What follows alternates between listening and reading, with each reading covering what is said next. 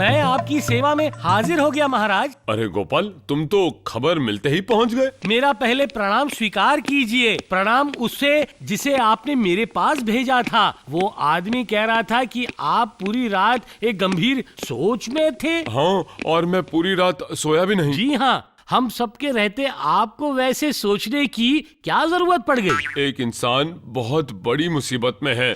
मतलब उसका बड़ा भाई उसे ठग रहा है। क्या है कि इंसान को ठीक से जीने का कोई अधिकार नहीं है। वो आदमी कौन है महाराज? बताइए मुझे। वादा करता हूँ वो दोबारा अपने भाई पर अत्याचार नहीं करेगा। मुझे तुम पर पूरा भरोसा है गोपाल, पर वो आदमी बहुत ज्यादा शातिर है। आप एक बार कह के देखिए तो महाराज, मैं उसे बहुत अच्छा सबक सिखाऊंगा। वो आदमी मेरे दरबार का शास्त्री है, बहुत ही लालची है, महामूर्ख है, पर अपने आप को चालाक समझता है।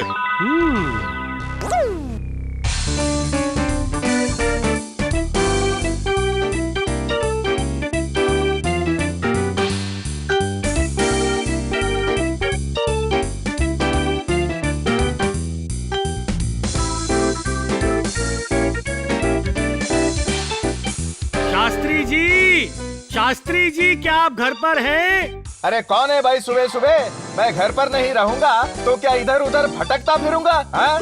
कौन हो भाई तुम? सीधे शास्त्री जी के घर पर आ गए? तुम्हारी क्या शामत आ गई जो तुम मुझे पुकार रहे हो? मैं गोपाल आपसे मिलने आया था शास्त्री जी। अरे आप गोपाल भाई महाशय, इस गरीब की कुटिया में? बोलिए क्या बात है, क्या सेवा करूँ आपकी? एक एक करके मैं आपके सब सवालों का जवाब दूंगा शास्त्री जी। मैं आज सुबह ही राजमहल गया था। क्यों क्यों क्यों? कोई इनाम मिलने वाला था क्या आपको? नहीं नहीं शास्त्री जी, मैं गया था छुट्टियां मांगने। मुझे एक काम से बाहर जाना है। तो ऐसा बोलो, मुझे तो लगा कि पहले मेरी बात सुनिए। वहाँ जाकर मुझे कुछ समझ में आया। क्या समझ गए आप? मैंने तो छुट्टियां मांगी थी, पर महाराज ने कहा नहीं मिलेंगी। नहीं मिलेगी? हाँ, और साथ में ये भी कहा कि अगर जाना है तो वापस मत आना, और शास्त्री जी से भी कह देना कि आने की जरूरत नहीं। ये सब क्या बुरी खबर सुना रहे हो भाई साहब? मैंने ऐसा क्या कर दिया? मत जाइए आप, आपका काम अभी रहने दीजिए। जाना पड़ेगा, मेरा सगा संबंधी था शास्त्री जी। मेरा एक और इकलौता भाई था शास्त्री जी। उसकी पत्नी का भी देहांत हो गया। जाना तो पड़ेगा। ये क्या, कहाँ चल दिए? भाई साहब कुछ तो उपाय बताइए। मैंने ऐसा क्या अपराध किया मेरे भाई? कुछ तो बताइए। देखता हूँ शास्त्री जी, आज के दिन सोचता हूँ, हो सके तो शाम को मेरे घर पर आ जाइएगा। सोचकर कुछ हल निकालता हूँ।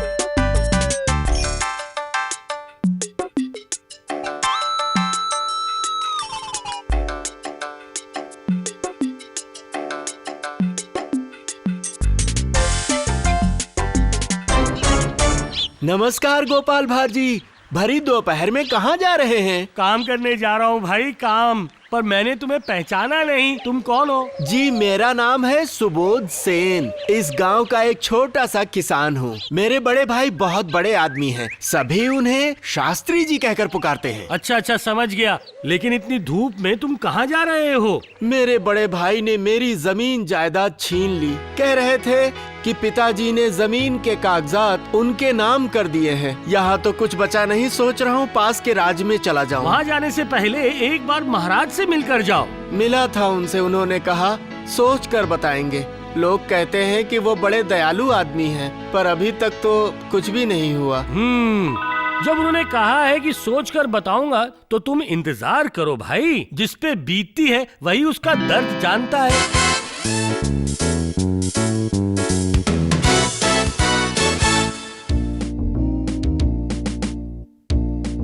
जो सहता है वही रहता है। गोपाल दादू ने कहा था आज वो हमें एक नई कहानी सुनाएंगे। जो सहता है वही रहता है। सब लोग यहाँ आ गए हैं, पर गोपाल दादू ही नहीं आए। वो तो मेरा उनके साथ एक बहुत जरूरी काम है। मुझे तो कहा था यहाँ आने के लिए। जब उन्होंने कहा है तो वो जरूर आएंगे। तब तक आप अपनी कहानी सुनाइए। हाँ हाँ, आप सुनाइए ना। ए परी, तू ही कहानी शुरू कर। हाँ हाँ, तू ही शुरू कर। गोपाल बाबू कहानी समझ जाएंगे, आप शुरू कीजिए। एक गांव में दो भाई रहते थे। बड़ा भाई बहुत चालाक था और छोटा भाई सीधा साधा। उनकी माँ नहीं थी, सिर्फ पिताजी थे जो बूढ़े होकर मर गए थे। यही कहानी तो मैं तुम्हें सुनाने जा रहा हूँ बच्चों। ये मेरी जिंदगी की कहानी है, समझ गए? मैं ही वो छोटा भाई हूँ। हाँ, हमारे पिताजी के देहांत के बाद एक दिन मेरे बड़े भाई ने कहा, अब ध्यान से सुन गोपाल, पिताजी मरने से पहले हमारा ये घर, जमीन, जायदाद सब मेरे नाम कर गए। अब तू यहाँ से निकल जा। ये क्या? अब मैं कहाँ जाऊँगा? तो इसमें मैं क्या करूँ? तू खुद ही सोच तुझे कहाँ जाना है। जब तक कोई आसरा नहीं मिले, मैं वो बाहर के आंगन के तबेले में रह सकता हूँ। क्या तू तबेले में रहेगा? ठीक है, छोटा भाई है तू मेरा, अब तुझे ना भी नहीं कर सकता। और उसी दिन से बच्चों में रहने लगा घर के तबेले में। 4 गाय थीं, 2 बछड़े। एक बछड़ा पूरी रात मेरे शरीर को चाटता रहा। सुबह सुबह वो छोटा बछड़ा भागने लगा, मैं भी भागने लगा उसके पीछे पीछे। जंगल के बीचों बीच से वो दौड़ने लगा। एक पेड़ के नीचे पहुंचकर मैंने उसे पकड़ लिया। कितना प्यारा बछड़ा है। मैं अब थक गया हूँ। तू मेरा प्यारा बछड़ा है ना? तू यहाँ से कहीं भी मत जाना। हाँ, कहीं भी मत जाना, यहीं पर रुकना।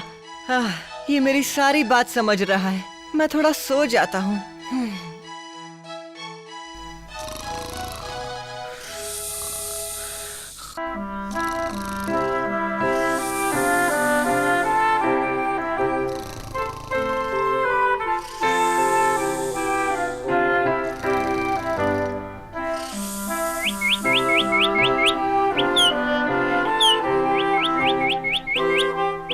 अरे बाबा, तुम कौन हो और कहाँ से आए हो? पहले मेरी बात ध्यान से सुनो। इतनी कूद फांद मचाओगे तो तुम्हारे दोस्त की नींद टूट जाएगी। कितना खेला है ना वो तुम्हारे साथ। वो लड़का बहुत अच्छा है, पर ये बताओ आखिर तुम हो कौन? मैं हीरामन पक्षी हूँ। सुना है इस बच्चे के भाई ने उसकी सारी जमीन जायदाद छीन कर उसे भगा दिया। इसीलिए हमारी रानी साहिबा ने कहा, इस लड़के को थोड़ी मदद करो ना पक्षी। किसकी मदद करूँ? इस लड़के की। इसका नाम गोपाल है। सही कहा तुमने। ओ गोपाल, गोपाल, ओ गोपाल। ए आलसी लड़के, गोपाल उठ जा। कौन पुकार रहा है? अरे बाप रे, तुम कौन हो? इतना बड़ा पक्षी? क्योंकि मैं हीरामन पक्षी हूँ। तुम्हारे भाई ने तो तुम्हें भगा दिया। अब क्या करोगे गोपाल? मैं नहीं जानता। मैं जानता हूँ। सुनो, मेरा नाम है हीरामन। यहाँ से बहुत दूर वृंदापुर में रहता हूँ। हाय रे हीरामन भैया, तुम्हारे राज्य का नाम मैंने आज तक कभी नहीं सुना। मैं भी कितना बुद्धू हूँ। जानता हूँ, सब जानता हूँ। ये बताओ गोपाल, तुम 7 पहाड़ों को पार कर समुद्र के पानी में नहाकर उस राज्य में जा सकते हो। वहाँ जाओगे तो तुम्हारी सारी तकलीफें दूर होंगी। लेकिन मैं कैसे जा सकता हूँ वहाँ? मैं तो तुम्हारी तरह उड़ भी नहीं सकता। मैं अपनी पीठ पर तुम्हें बिठा कर ले जाऊंगा गोपाल। नहीं नहीं, मैं बहुत ही मोटा हूँ। मुझे पीठ पर चढ़ाओगे तो तुम्हें तकलीफ होगी। अरे जाओ ना बाबा, जब हीरामन इतना बोल रहा है तो डरने की कोई बात नहीं है। जाओ जाओ। मैं तकलीफ नहीं दे सकता। एक बार चढ़कर तो देखो। चढ़ो, तुम अच्छे हो इसलिए ये सब कर रहा हूँ। आओ।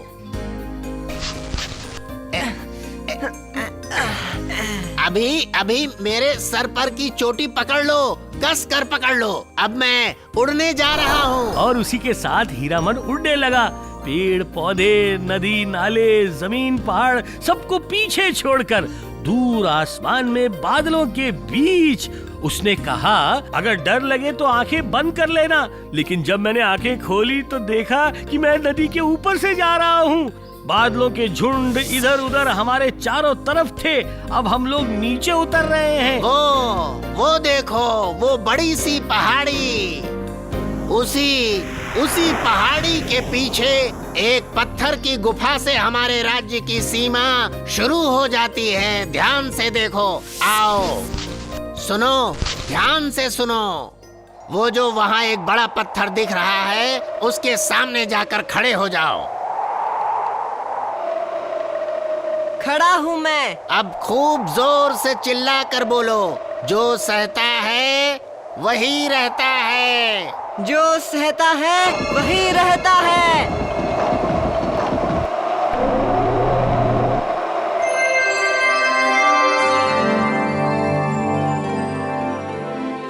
तुम इस गुफा में प्रवेश करो। जो भी तुम्हें पसंद हो, जितनी मर्जी करे यहाँ से ले लेना।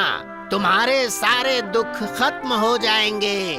कितने हीरे मोती गहने बिखरे थे वहाँ। हीरामन पक्षी ने मुझसे कहा जितनी मर्जी चाहे ले लो, पर मैं इतने में ही संतुष्ट था, क्योंकि इन्हें पाकर मेरे दुख दूर हो जाएंगे। क्या हुआ गोपाल? थोड़े और सोने गहने तो ले लो।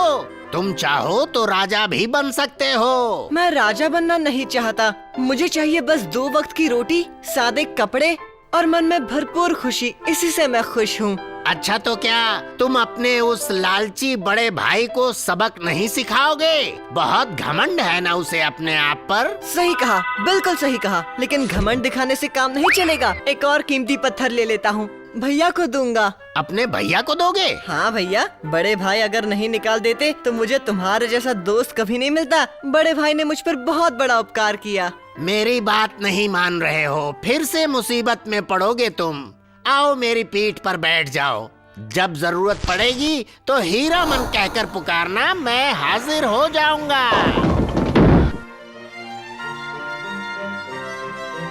हीरामन के पीठ पर सवार होकर मैं फिर से आसमान में उड़ने लगा।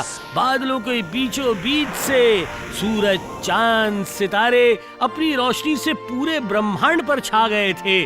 पहाड़ों और नदियों के ऊपर से वो उड़ रहा था।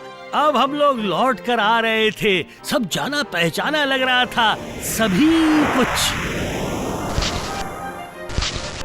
चलता हूँ दोस्त। तुम्हारे जैसा दोस्त सभी के पास हो तो कितना अच्छा हो। हाँ, लेकिन तुम्हारे बड़े भैया से तुम मिलो ना। उन्होंने मुझ पर बहुत बड़ा उपकार किया है, इसलिए पहले मैं बड़े भैया के पास जाऊंगा और उनको बड़ा वाला हीरा भेंट करूंगा। वो मेरे बड़े भाई है, उनके बिना मैं कैसे खुश रह सकता हूँ? बोलो। क्या कहा तूने? इतना बड़ा एक नीला हीरा तुझे ऐसे ही मिल गया? मैं तेरा बड़ा भाई हूँ, मुझे बेवकूफ मत बना। सच बता। छे, आप मेरे बड़े भाई हो। वो परोपकारी मेरा दोस्त हीरामन पक्षी मुझे लेकर गया एक बड़ी गुफा में, जहाँ पर बहुत सारा खजाना है। खजाना है? हाँ, घड़े भर भर कर सोने के सिक्के। सोने के सिक्के?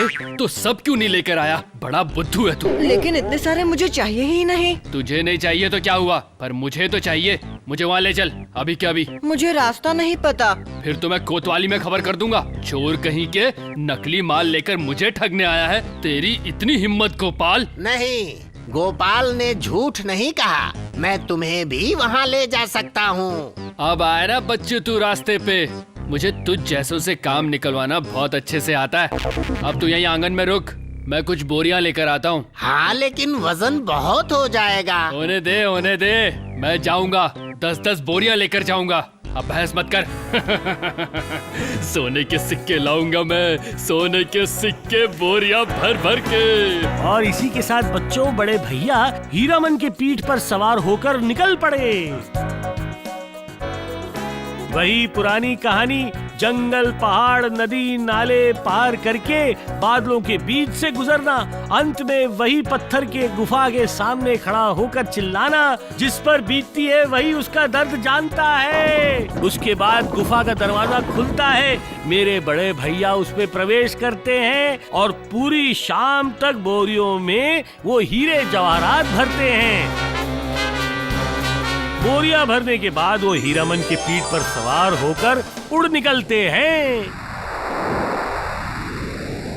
नहीं ढो पा रहा हूँ भैया, नहीं ढो पा रहा हूँ। सुनो बड़े भैया, मेरे सीने में दर्द हो रहा है। तुझे उड़ना पड़ेगा, तुझे मुझे वहाँ पहुँचाना है। कोशिश कर। नहीं ढोया जा रहा। नहीं ढोया जा रहा मतलब? लगता है तू ऐसे नहीं मानेगा, तो ये ले।